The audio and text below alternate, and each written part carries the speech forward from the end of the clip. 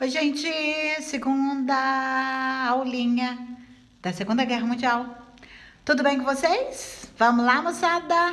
Vamos lá. Saudades! A explosão da Guerra Mundial. Vamos dar uma lembradinha. Vocês lembram daquela região dos Balcãs, que foi aquela confusão toda que levou à morte do Francisco Ferdinando? E eu falei para vocês que a morte do Francisco Ferdinando foi o estopim da guerra. A guerra já estava preparada, desejada, só que faltava um motivo. E o motivo veio com o assassinato de Francisco Ferdinando, que era o herdeiro do Império Austro-Húngaro, por Gavrilo Príncipe. Lembra, né? Que eu falei isso para vocês, aquela confusão da Sérvia querendo a Bósnia e Herzegovina, e acabou que quem tomou foi o Império Austro-Húngaro, aquela complicação toda, e quando sabe-se lá o que deu na cabeça do Francisco Ferdinando, né? Foi fazer lá a política de bom moço, né? Agora nós vamos ser uma só nação. Ixi, levou a pior. E ainda não foi só ele não, viu, gente? A esposa dele também faleceu, foi assassinada junto com ele. Sua esposa se chamava Sofia, tá? Então, esse foi o momento que o motivo, o estopim que levou, aquela causa imediata que levou à Primeira Guerra Mundial. O motivo estava feito. E começa, tá? O primeiro momento, gente, foi essa explosão da Guerra Mundial, foi em 3 fases, né? Como a gente vai ver por aqui. Mas o primeiro momento foi aquele movimento todo, né? Os países preparando, atacando, aquela coisa toda. Os momentos iniciais do conflito foi aquele momento que estava todo mundo esperando e todo mundo querendo atacar, todo mundo... Na verdade, eles achavam que essa guerra seria muito rapidinha, não foi nada, né? Que a gente já viu aí. Então, o jogo de aliança se organizando, as hostilidades começaram e vamos que vamos, né? Aí vocês vão ver que o negócio não vai ficar assim. Guerra de movimento. Momentos iniciais do conflito. O jogo de alianças e as hostilidades arrastaram vários países para o conflito. A Alemanha começou a guerra colocando em prática o plano Schlieffen. O que é isso daí? Presta atenção que eu vou explicar para vocês o que seria o plano Schlieffen e mostrando para vocês também através do mapa, tá? Que consistia em dominar a França o mais rápido possível, invadindo o país vizinho através da Bélgica e Luxemburgo. Peraí que eu vou... Não sei se vai dar para vocês verem aqui direitinho. Peraí.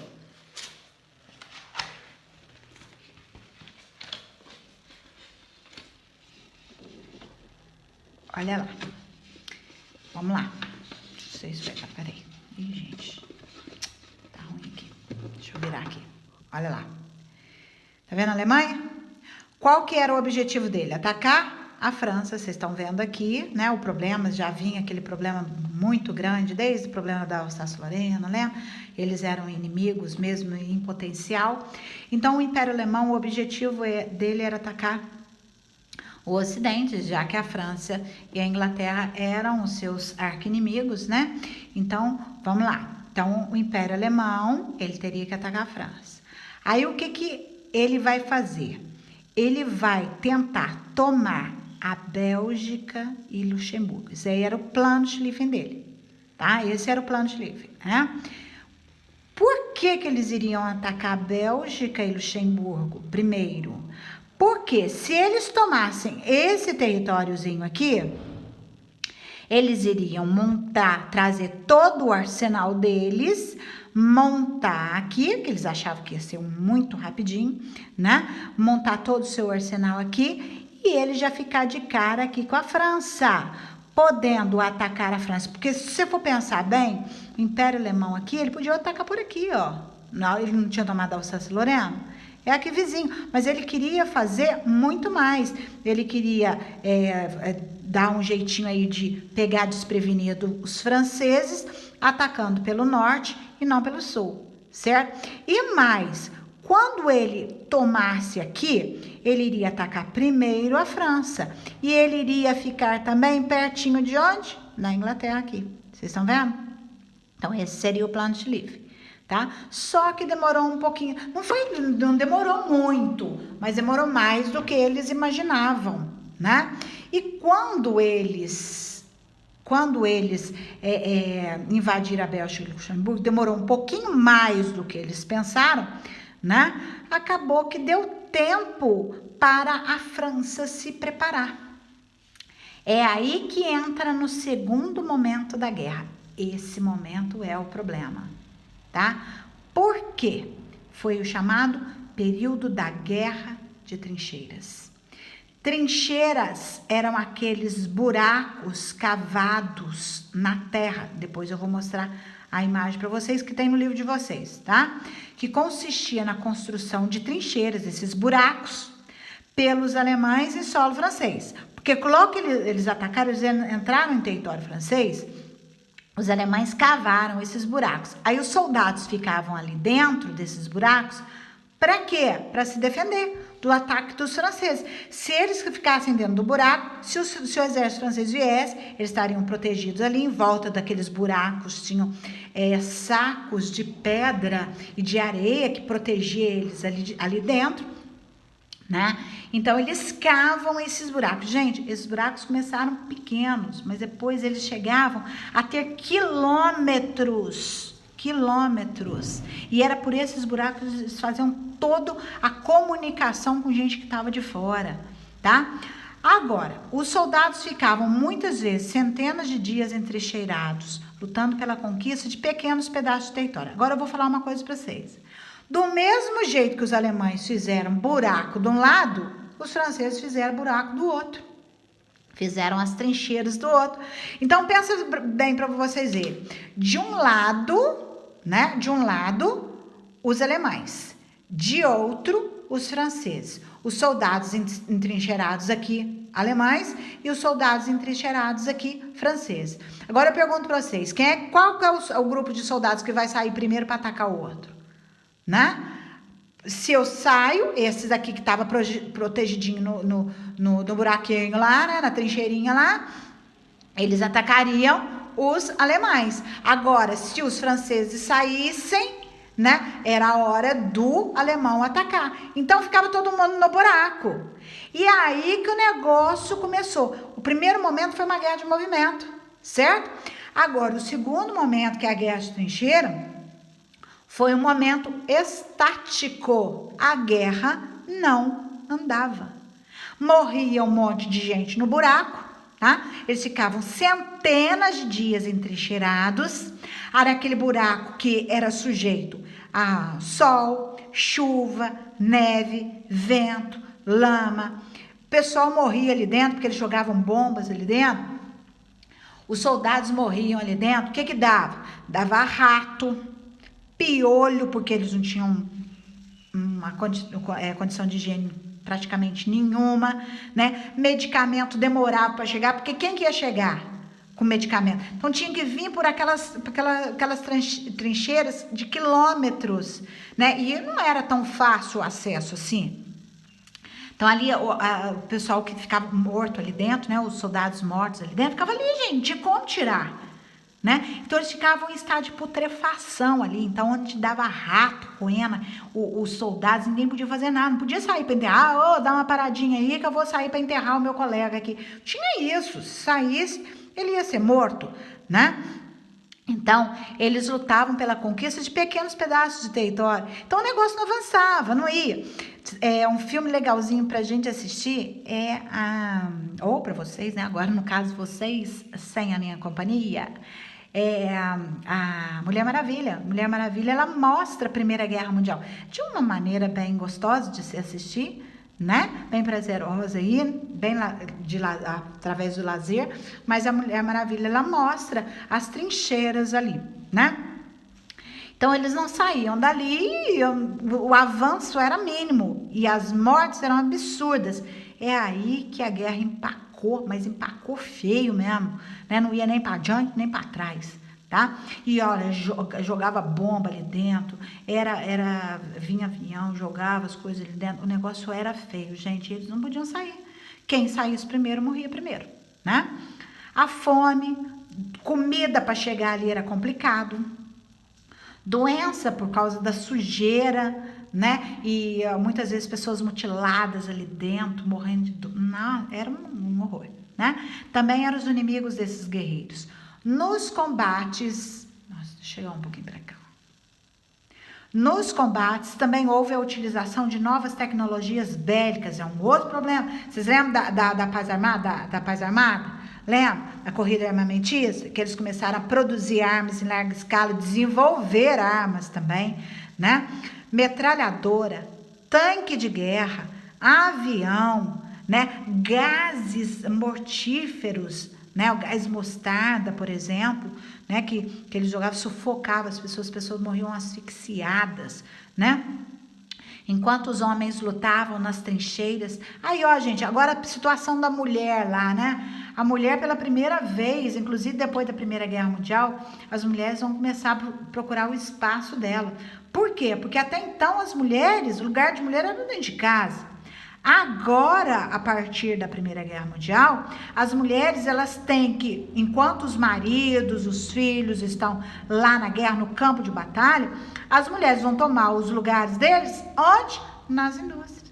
Inclusive, produzindo material bélico, material de guerra, as bombas, as armas, as munições, né? Então, as mulheres saem para trabalhar, tá? Como empregadas. Os poucos avanços deram um aspecto estático à guerra, parado. Esse aqui, ó, é para cá, tá? Desculpa aí. Na impossibilidade de vencer o inimigo por terra, foi no mar que a tecnologia bélica decidiu os rumos da guerra.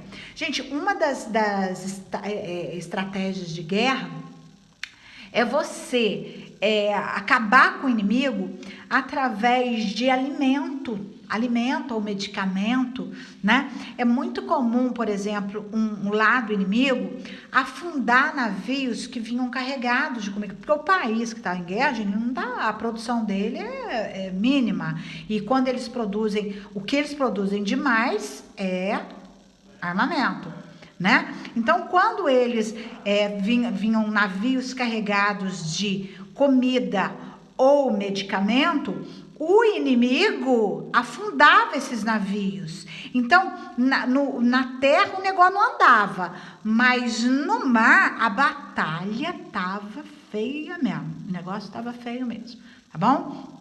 Ofensiva. Gente, presta atenção aqui, ó. Em 1915, presta atenção nisso aqui que eu vou falar para vocês, o que aconteceu em 1915, tá?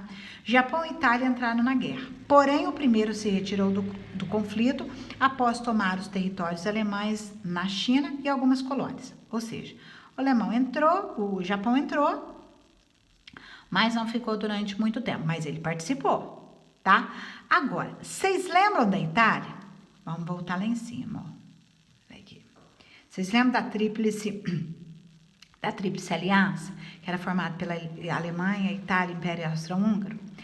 Em 1914, a Itália entra do lado da Tríplice Aliança. Mas em 1915, a Itália muda de lado, ela vai para a Tríplice Entente. Ela larga a mão da Tríplice Aliança e vai para o lado da Tríplice Entente. Por quê, gente? Porque é lógico que a Tríplice Entente oferece muito mais vantagens territoriais para a Itália do que a Alemanha e o Império Austro-Húngaro ofereceram, né? Então, ela muda de lado, o que enfraquece, não muito, mas enfraquece por causa da boa localização da Itália, ela acaba que enfraquece um pouco a Tríplice Aliança. Tá bom? Porém, o primeiro se retirou do conflito após tomar os territórios alemães da China e algumas colônias. Entrada da Itália. A Itália, mesmo da Tríplice Aliança, manteve-se neutra até em 1915. Ela entrou do lado da Tríplice Aliança, tá? Sob promessa de receber territórios austríacos, entrou na guerra ao lado de franceses e ingleses. Tá vendo? Gente, guerra é jogo de interesses. Ninguém faz guerra a troco de nada. Ela teve a oferta de ganhar mais territórios, né, que pertencia à Áustria. Na mesma hora, a Itália muda de lado, tá bom? Na frente oriental, as tropas alemãs impunham pesadas derrotas às tropas russas. Lembra que a Alemanha era poderosíssima nessa época? a Alemanha estava de vento em popa. Ela estava vencendo muito. Gente, a Rússia, nós vamos estudar a situação russa de uma maneira separada, porque vai acontecer uma revolução na Rússia. Quer ver? Ó, em novembro de 1917, uma revolução na Rússia levou ao poder o governo socialista e retirou o país da guerra. Vamos voltar lá, vamos lá. A Rússia pertencia à Tríplice, entende? Lembra? A Rússia não aguenta a guerra, tá? O território russo é enorme, vocês sabem muito bem disso, mas a Rússia não tinha condições nenhuma de ter entrado nessa guerra. A gente vai estudar o caso da Rússia, por que ela saiu, por que ela fez essa revolução, o que estava acontecendo, porque a Rússia não estava com um problema externo somente, a Rússia estava com um problema interno. As pessoas passavam fome na Rússia.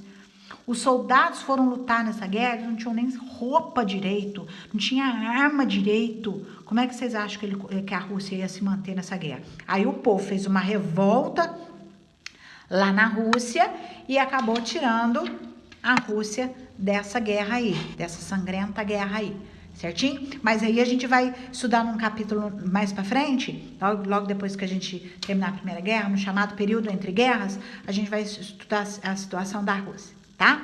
A Rússia sai da guerra assinando um acordo com a Alemanha, para a Alemanha não atacá-los mais. Pelo amor de Deus, Alemanha, não me ataque! Para oficializar sua retirada do grande conflito. Esse tratado chamou-se Tratado de Brest-Litovsk, que impôs duras condições para a Rússia. A Rússia saiu, a Alemanha não vai atacar mais, mas ela vai perder muita coisa. É lógico, ninguém sai de uma guerra assim, tô querendo sair, tchau, não quero mais. Não é assim. Eles vão impor rigorosas condições para a Rússia, que, como eu já falei, a gente vai estudar num capítulo separadinho aí, tá bom? Os Estados Unidos, agora, presta atenção à situação dos Estados Unidos, que tudo isso vai mudar por causa disso, ó.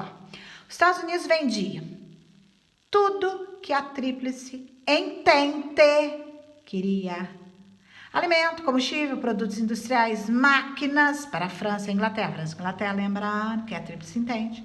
Tudo pelo sistema de crediário, tipo, compre agora e pague depois.